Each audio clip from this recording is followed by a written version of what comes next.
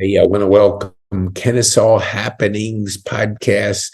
I'm golfer Pete, and I'm in the studio with Don Long. And Don, we've known each other a little bit, and so I wanted to have him on because he's a recent book author, and we're just going to talk about what he's up to right now. So, Don, tell our viewers who you are, what you do, and who you serve. Well, Pete, good morning, and thanks for having me on here. Name is Don Long, Long Insights.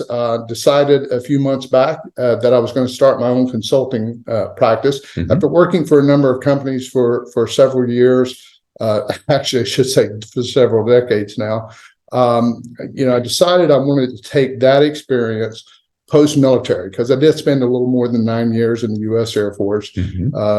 This past October was actually 37 years since I got out of service. And so I wanted to take and as I started to get more engaged in the veteran community and finding out some of the problems that modern day veterans are having, especially as they what I call reintegrate back into civilian society. A lot of times people will hear this, these other things that the military is doing to try to help people acclimate back into civilian society, but veterans are still struggling. I was trying to determine, well, why is that? And so as we get into a further conversation, I'll try to bring some light as to why so many businesses struggle to try to hire and retain veterans and some of the benefits they could derive from hiring veterans that many of them don't realize. So anyway, that's why I started this business, try to do some of that, try to help educate businesses that are looking to do veteran hiring and try to help our veterans as they acclimate back into civilian society. Well, we thank you for your service, and I know our viewers thank you too. So let's go. I would like to dive into, the need that you saw with when veterans transition to the private sector. What are you seeing as the biggest challenge? And then answer this too, as far as retaining and attracting veterans as private industries looking for good people. Yeah. Well, one of the first things, again, and I will tell you that, again, experience is the best teacher.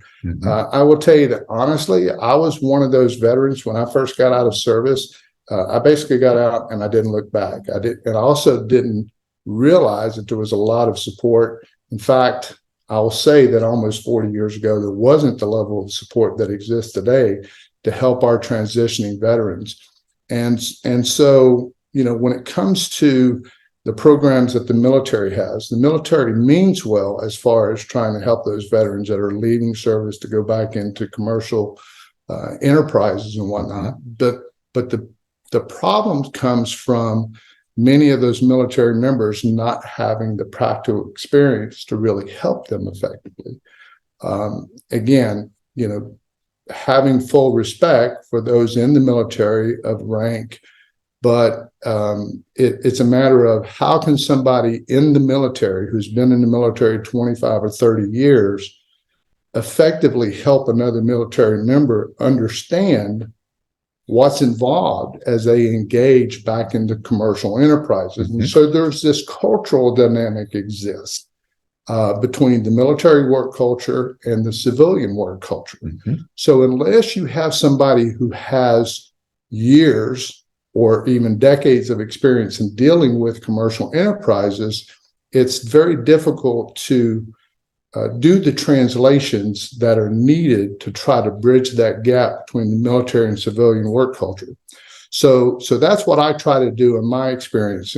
Since I've gotten out of the military, I will say that my first 17, 18 years out of the military, I really didn't have that much difficulty in adjusting, simply for the fact that I went from the U.S. Air Force into commercial aviation. So if you look at the dynamics of the military and commercial aviation, both of them are very, very structured disciplines as far as what's involved with working in each of those areas. So again, the first 15 to 17 years that I was working commercial aviation, I didn't really have any problems in my adjustment to working in commercial enterprise. Mhm. It wasn't until I left aviation and started working for other companies, for manufacturers, distribution, Mhm. healthcare, that I started noticing that I began to struggle in my career endeavors. And I really didn't understand why until I started looking back at, again, the miscommunication that occurs between the military work ethic and the commercial work ethic. For instance, if you look at a lot of military people, when we come out of the military, we come from a perspective of it's about accomplishing a mission. Each of us have a role, a responsibility to others in our team to accomplish that mission objective. Mhm. So we have this very assertive work nature. But unfortunately, in most commercial enterprises, if you've got a lot of people who have not been exposed to that kind of work culture, that type of work ethic, for instance, it can come across as aggression, especially because of some of the narratives of some of the organizations out there that are doing good work to serve our veterans, but sometimes we're not talking about how that assertive work nature can come across as aggression. Right. And so sometimes people in the civilian work world can think, because of things like PTSD we talk about, Right. that maybe these military members are quote unquote damaged goods, and they're not. Right. So we need to have these conversations. We need to have this open dialogue that says that, hey, we need to teach those civilian counterparts about where our military members are coming from, where our veterans are coming from in their developed work ethic, what tools and resources they bring to bear into the commercial marketplace to help build that teamwork environment and that sense of mission accomplishment in a collaborative way, and also talk to our veterans and have them understand that they need to understand more of how to engage with that civilian counterpart, Right. because we can't come across or shouldn't come across as a TI, right? Full metal jacket kind of thing. We can't come across that way to our civilian counterparts. We have to learn the empathetic skills to how to deal with them, how to teach them, and how to bring them alongside us as a team member to have that focus and objective of accomplishing whatever that mission or whatever that corporate goal is. That makes a lot of sense. And, I think in anything, let's just pull out just the dynamics between a veteran and a non-veteran. Communication is critical. So I know, just for our viewers, do you know Zach Knight with Atlanta Vets? Yeah, so I've known Zach for a number of years now. Of course, Zach has his own book out that he put out based upon his experiences in the military and what he's adjusting to. And I've been blessed to know not just him, but people like Lloyd Knight and Kevin Horgan. Both those guys were instrumental, as well as a number of other people that were involved with Atlanta. Well, the reason I ask is I want our viewers to understand this. You text me that you were arriving in 5 minutes, 10 minutes, whatever it was. Zach did the same thing. So I will say it's consistent with the discipline of a veteran is unmatched, because you communicate well. You let people know what's going on. I've had people that didn't show up for the podcast and I didn't even hear from them. So, I want our viewers to understand that your services, and we're going to get into your business in just a second, the discipline that the military provides for the average vet is unprecedented. And so in the private sector, we really want disciplined employees. But I do agree with you. It's a different language, because you have to respect a culture that somebody's coming for. So what do you see, like, when you're working with a company and helping them to really understand veterans better? What are you working with them on? What's like your top two things that I know every situation is different, but what do you see coming up over and over again that our viewers can gain from?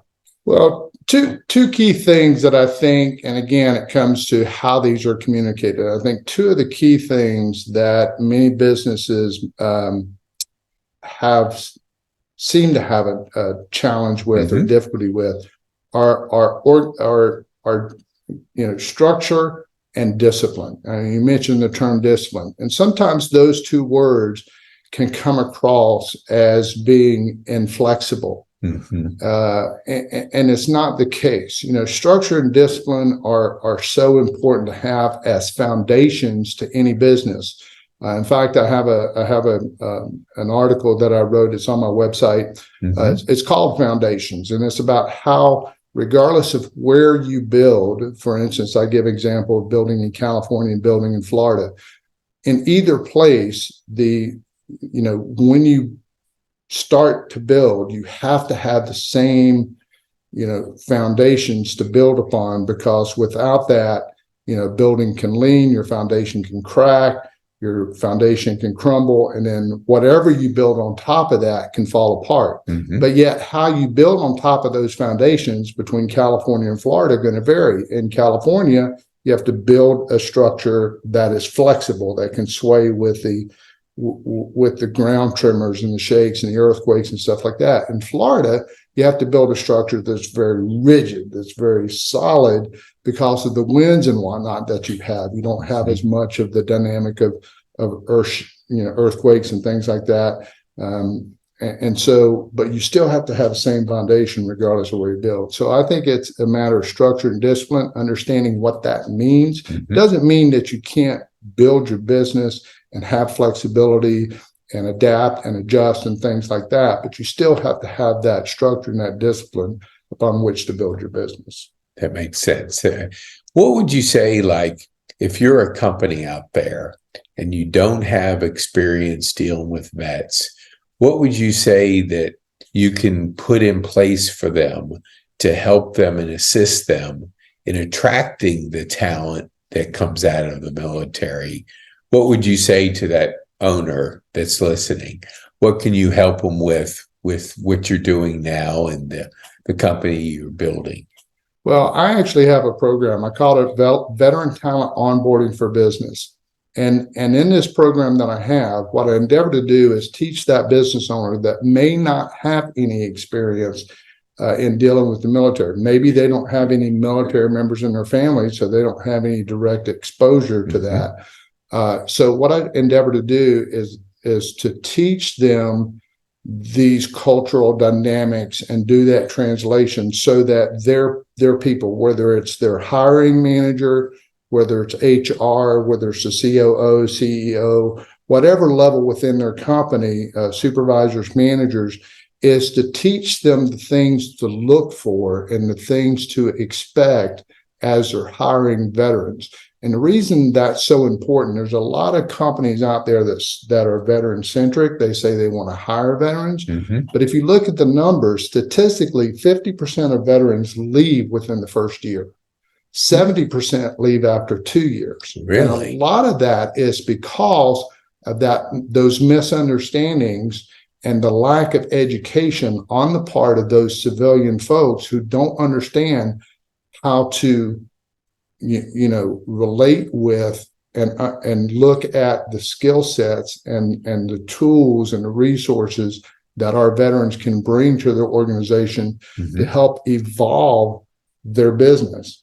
And in fact, one of the things I say to business owners is that if you're looking for people to come in and blend into your culture, I really think that's a death sentence for your business, because we should always seek to have our work cultures to evolve based upon the new skills, the new abilities, the talent that we're bringing into our organizations to help evolve and make it better. Because we as human beings, we want to evolve, right? Absolutely. We want to be better. We want to grow. So we don't know it all.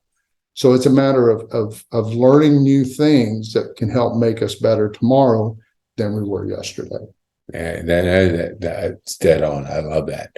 Why don't you share with our viewers? I know you're a book author, so why don't you let our viewers know, like, what were you wanting to accomplish And who is your ideal person to read this book?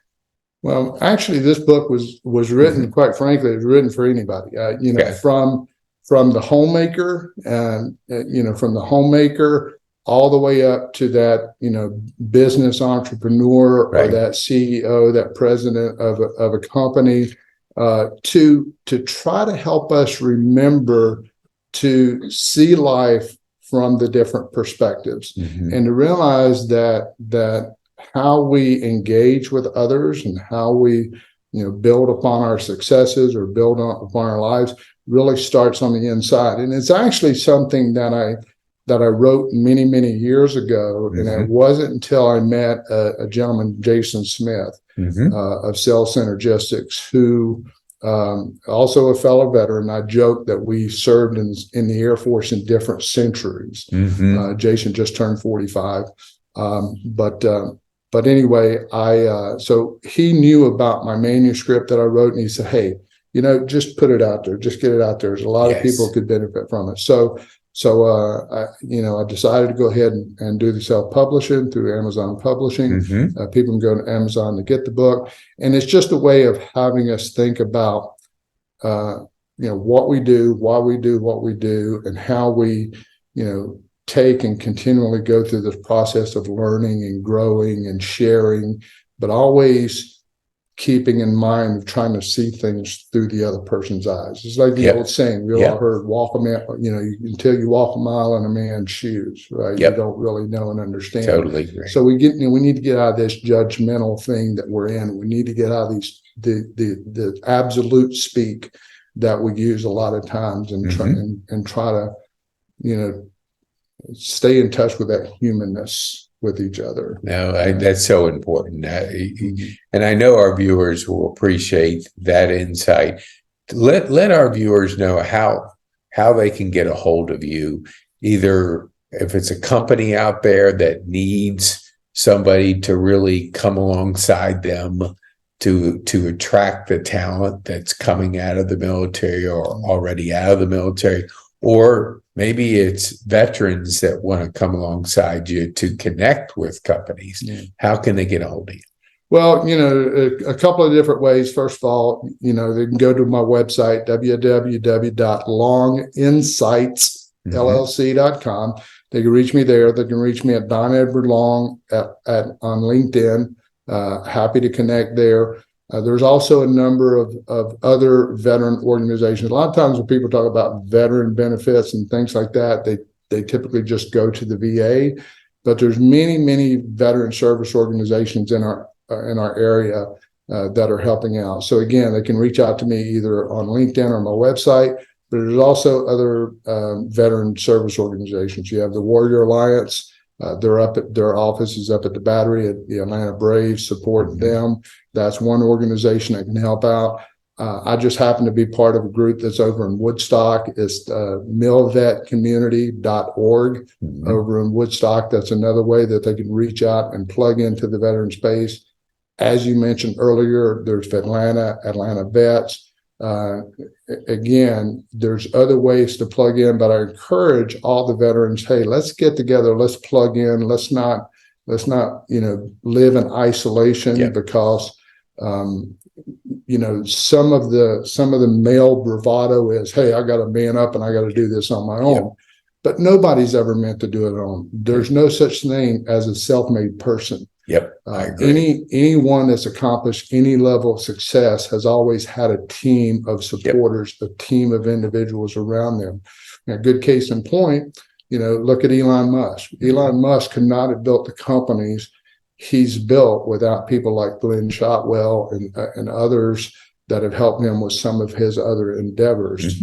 So, and again, Jeff Bezos, the same thing. He's had to surround himself with a number of other individuals to help build the things he's been able to build as well. So let's not live in isolation. Let's realize that we're meant to help each other and work alongside each other, to create a better environment, a better world. Well, Don, that's such important information to communicate, because there isn't such thing. I agree with you. There's no self-made millionaire or whatever, self-made this person. It's always collaboration, community, relationships.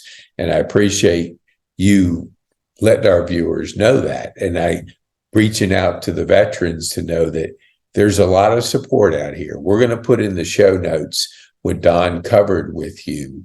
So you can just go to the show notes and click on and plug in and get involved.